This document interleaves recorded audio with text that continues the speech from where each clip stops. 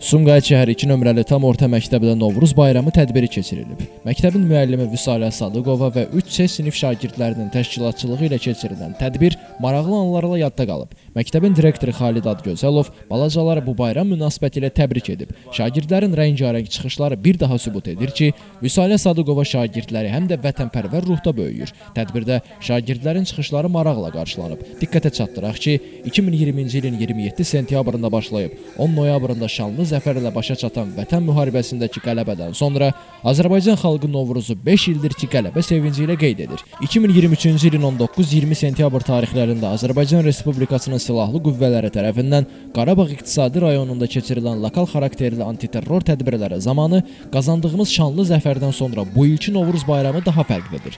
Azərbaycan xalqının yaddaşına qızıl hərflərlə yazılan 15 oktyabr 2023-cü il tarixdə doğma Xankəndi şəhərinin mərkəzi meydanında Xocalıda Azərbaycan bayrağını qaldıran qalib xalqın nümayəndəsi olaraq Novruz bayramını qürur hissi ilə qeyd edirik. Novruz dostluq, həmrəylik, yüksək mənəviyyat bayramıdır. Bu gün fəxr və qürurla deyə bilərik ki, Azərbaycan Respublikasının prezidenti Müzəffər Ali Baş Komandan İlham Əliyev ümumilli liderin vəsiyyətini və Azərbaycan xalqının arzularını reallaşdırdı. Ali Baş Komandanın rəhbərliyi altında Müzəffər Azərbaycan ordusu doğma torpaqlarımızı işğaldan azad etdi və biz artıq həmin ərazilərdə Novruz bayramını qeyd edirik. Ümumbəşəri dəyərləri, habelə sülhü və tolerantlığı tərənnüm edən bayramı xalqımız böyük coşqu ilə qeyd edir. Tədbirdə Çosa Keçəlin və personajların çıxışları hər kəsdə xoş ovqat yaradıb. 2009-cu il sentyabrın 30-da Novruz bayramı UNESCO tərəfindən qeyri-maddi mədəni irs siyahısına daxil edilib. Novruz bayramı Azərbaycanda geniş miqyasda qeyd olunduğu üçün bayram ərəfəsi qeyri-iş günləri elan olunur.